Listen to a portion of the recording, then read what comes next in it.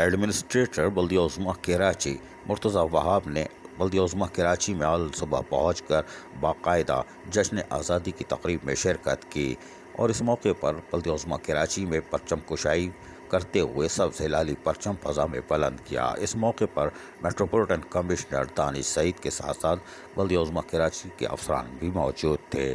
ان کا کہنا تھا کہ پاکستان ہمیں جدوجہد اور قربانیوں کے بعد ملا ہے، ہمیں اس سے معاشی طور پر مضبوط اور مستحکم بنانا ہے۔ ایڈمنسٹریٹر کراچی مرتضی وہاب نے کہا کہ پاکستان کی شہرک کراچی ہے اور KMC کراچی کی شہرک ہے، ہمیں کوشش کرنی ہے کہ آنے والا ایک شاندار کراچی ہم دے سکیں۔ KMC کے افسران و ملازمین بہترین کارکردگی کے ذریعے ادارے کا امیج بہتر بنائیں گے۔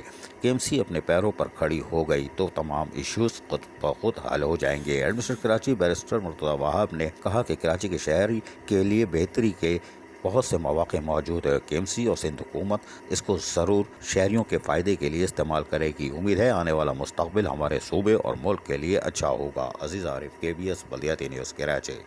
ایسی ہی خوبصورت ویڈیوز فیوچر میں حاصل کرنے کے لیے ریڈ بٹن پر کلک کر کے اور بیل آئیکن کو پریس کر کے ہم سب کے سبسکرائبر بننا مت بھولیے۔